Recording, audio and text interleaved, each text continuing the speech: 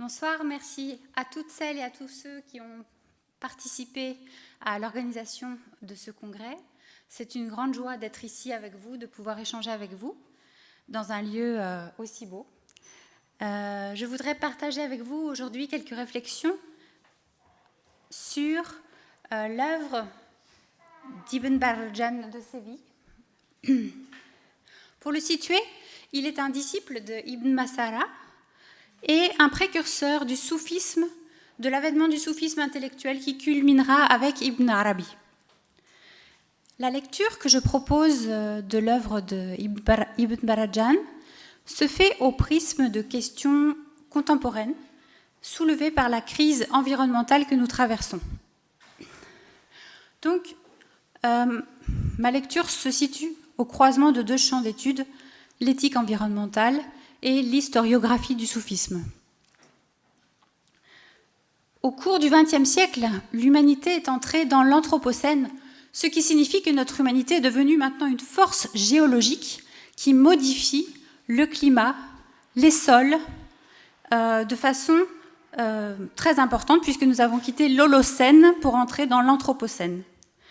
Et dans le champ de l'éthique environnementale, depuis les années 60, plusieurs éthiciens et philosophes ont soulevé l'hypothèse que souvent une vision anthropocentrée de la nature a conduit à cette crise écologique. Donc, par exemple, Lynn White en 1967 et plus tard, donc aujourd'hui, Allen Thompson rappelle que lorsque nous traitons le monde non humain comme s'il n'avait pas de signification morale propre, alors nous aboutissons à une crise écologique.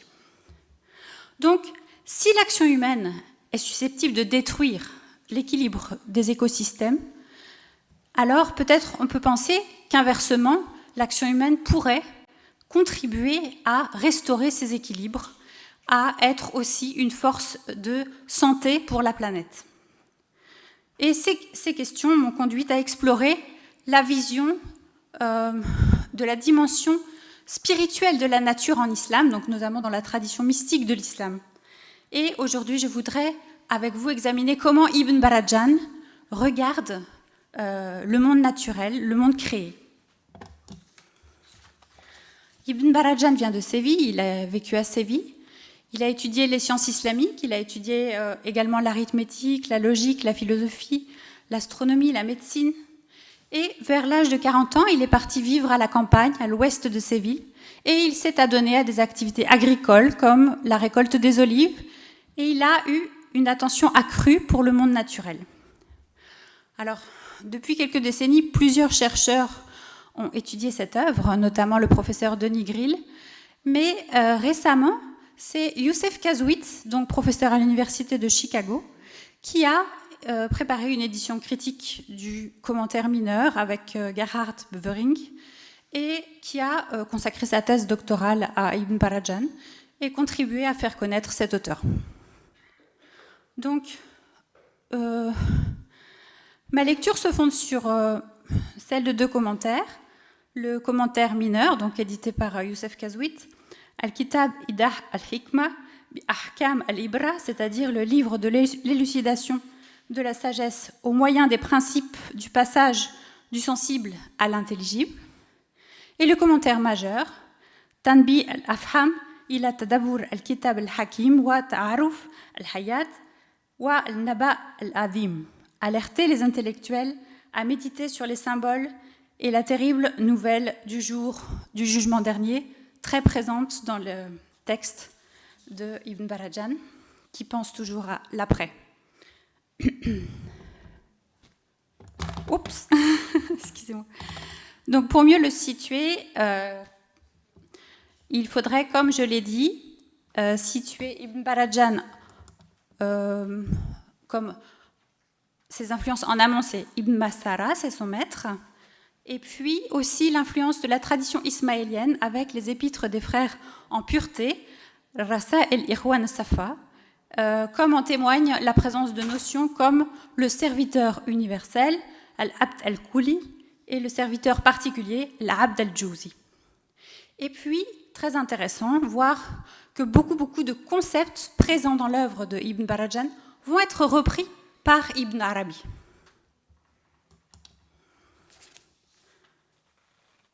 Excusez-moi. Merci, c'est gentil.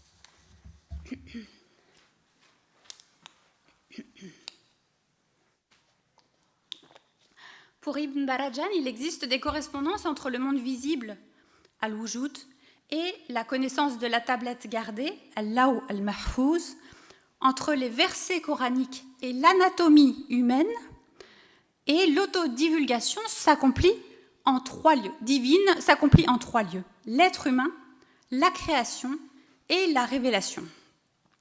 Cette idée va être plus tard, donc ce n'est pas lui qui est l'auteur du concept, mais après lui, conceptualisée avec les expressions Al-Qur'an al-Takwini, le Coran cosmique, et Al-Qur'an al-Tadwini, le Coran écrit. Donc il incombe aux croyants de rechercher la guidance dans les signes de 3 livres complémentaires, la révélation, la création et le soi. Ibn Barajan articule souvent l'unité et la multiplicité au moyen de l'image de l'eau. C'est une image très présente dans ses textes. Elle est une en son principe, mais génératrice de vie multiples. Comme l'eau, Dieu est un et créateur de toutes choses. Donc vers l'âge de 40 ans, Ibn Barajan va se désigner lui-même comme Mu'tabir fi ayat Allah, contemplateur des signes de Dieu. Or, ce terme Mu'tabir est fondé sur la racine consonantique Ain Ba Ra, qui exprime l'idée de passer, traverser, franchir, qui a donné le terme Abara, interprété, expliqué, le substantif Ibra, exemple, leçon, rappel, et enfin le mot Ittibar. Et il cite Ibn Masara, qui est l'auteur de Risalat al-Ittibar.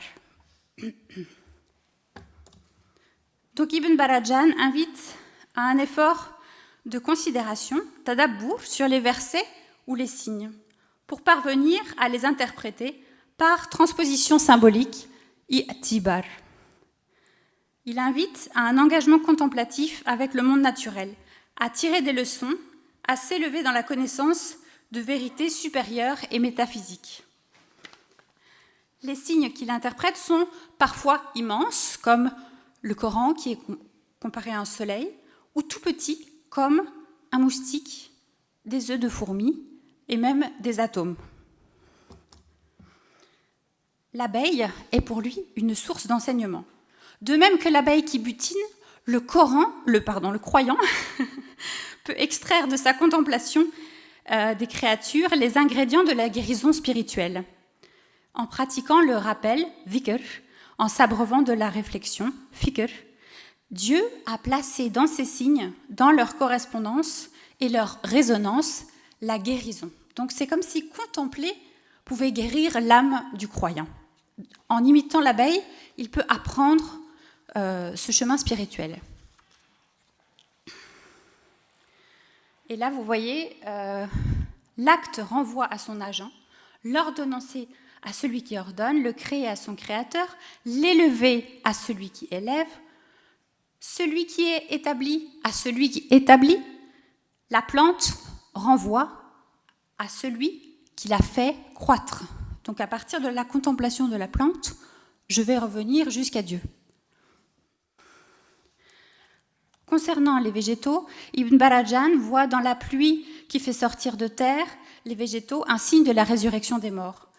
Il met en correspondance les réalités spirituelles avec un réseau de métaphores, l'arbre interdit, qui est allégorie de la prolifération des fautes et de l'oubli du rappel, donc dhikr, et la nature végétale sert ici à cartographier la vie morale de l'homme. Quand il parle de la nature, il parle de la spiritualité de l'être humain.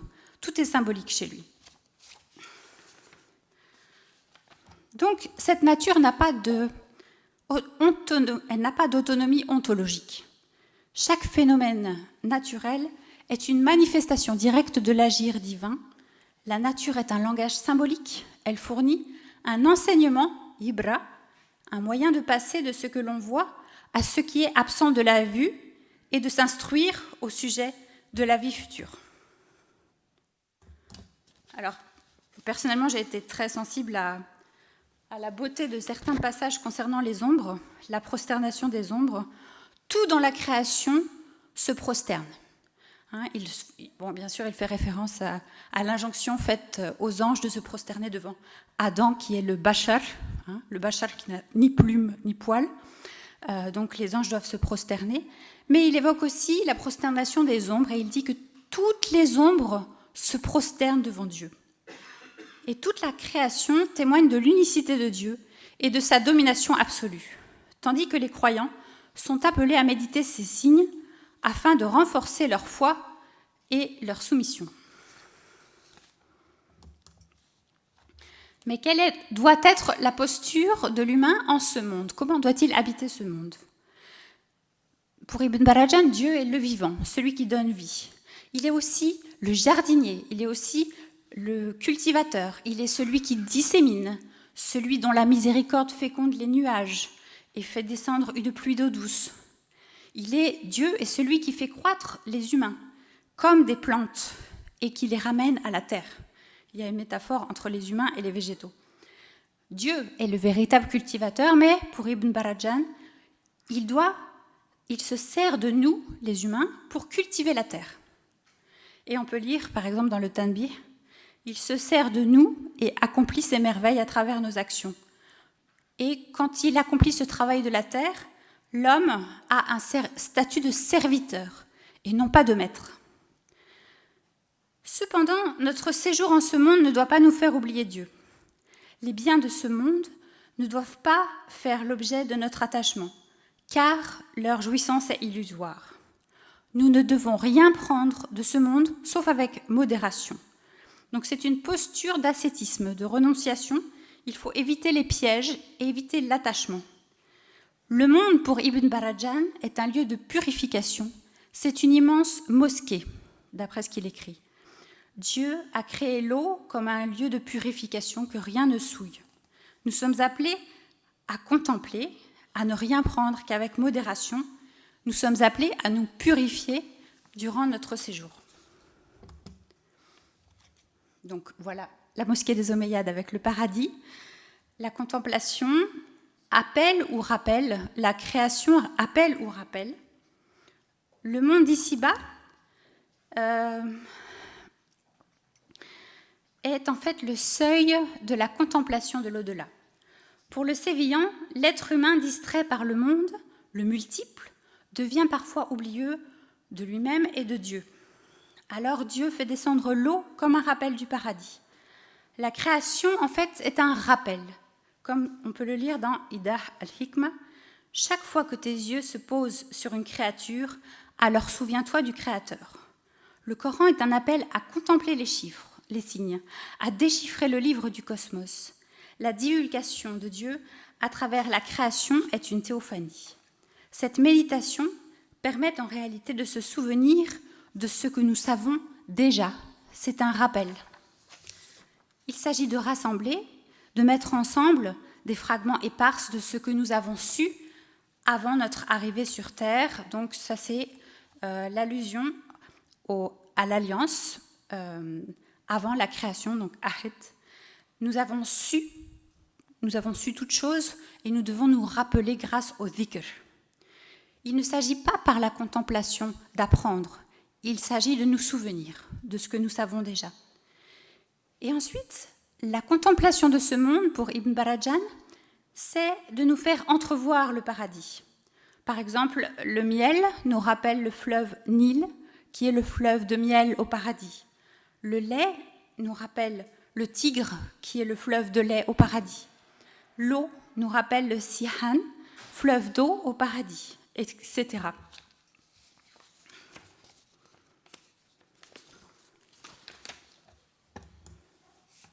Ibn Barajan reprend un hadith prophétique. Le plus noble est d'adorer Dieu comme si tu le voyais. Il invite ses lecteurs à accomplir chaque action avec sincérité, niya, à se souvenir de Dieu à chaque instant et d'orienter vers lui les pensées, les actions, le désir, c'est-à-dire que toute cette contemplation doit permettre d'orienter le désir vers Dieu. La contemplation réflexive, tafakkur, permet d'accéder au rappel, tadhakkur, au souvenir de cette science qui a été connue le jour de la prise du pacte mithaq et du dépôt confié à Mana. La contemplation réflexive permet d'accéder au rappel de ce souvenir de ce qu'un jour nous avons su. Ibn Barajan avertit ses lecteurs, au jour de la résurrection, cette terre sera remplacée par une autre. En vérité, la vraie vie, c'est dans l'au-delà. Il est donc vain de s'attacher. Ce monde n'a pas de valeur en soi. Le bas monde, en comparaison de l'au-delà, n'est comparable qu'à ce que l'un d'entre vous retire de la mer lorsqu'il y plonge son doigt, qu'il considère donc ce qu'il en retire. Ce monde n'est pas une fin en lui-même. Dans Ida al-Hikmah, Ibn Barajan écrit que ceux qui adorent le soleil, la lune ou toute autre idole ne trouveront pas le Seigneur. Donc, adorer le soleil, adorer la lune, adorer un arbre, c'est de l'idolâtrie pour lui. Ce qu'il faut adorer, c'est Dieu. La contemplation permet certes d'entrevoir le monde futur et de recevoir des enseignements spirituels, mais la contemplation de la nature n'est pas une fin en elle-même. La seule chose qui ne périt pas, c'est la face de Dieu. À Dieu seul appartiennent l'Est et l'Ouest. Où que vous vous tourniez, la face de Dieu est là, car Dieu est incommensurable et omniscient. Tout doit périr, sauf son visage.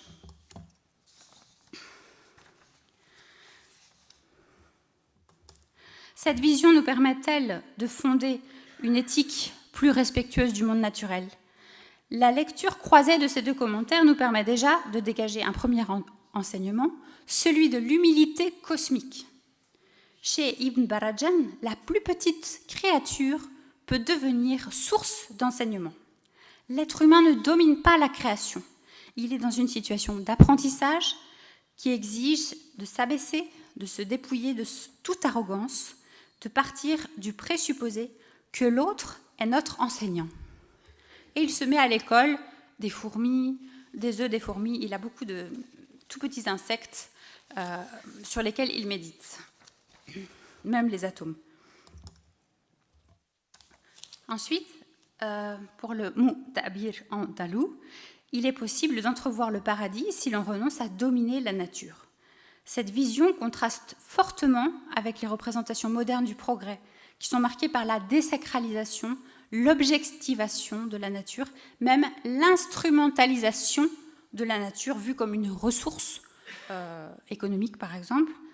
Vision qu'on a beaucoup eue en Occident depuis la révolution industrielle.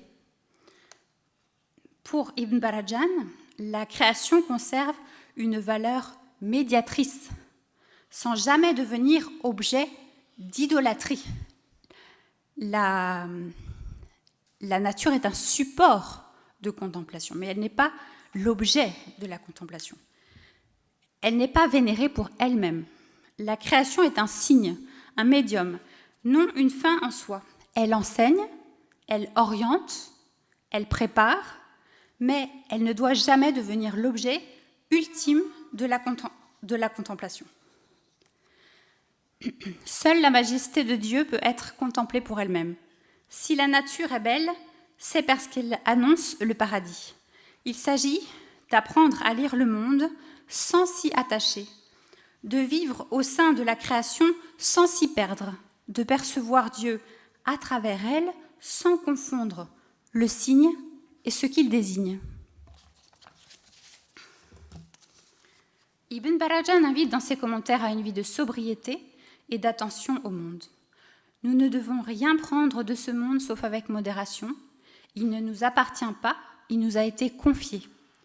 Par le renoncement à la domination, le détachement et la réorientation du désir, cette vision propose un autre rapport de l'être humain au monde créé. Son rôle est de contempler, d'accomplir une transformation spirituelle afin de s'élever vers l'univers invisible, d'entrevoir en contemplant ce monde le paradis. Conséquemment, il est vain de s'attacher aux biens terrestres, de chercher à s'accaparer cette terre. L'être humain est invité à adopter une posture d'humilité cosmique, à se reconnaître serviteur plutôt que maître, à admettre que les créatures les plus infimes peuvent être source d'enseignement. Un tel enseignement, dans lequel l'humain n'est plus maître, dominateur ni avide, pourrait contribuer de façon indirecte mais décisive à retrouver l'équilibre du monde naturel. Ibn Barajan met en lumière la dimension spirituelle de la nature qu'il aborde comme un livre à déchiffrer, non Florence, comme une ressource à exploiter. Merci. Vous avez encore 1 minute. C'est bon, j'ai fini. Okay. Merci.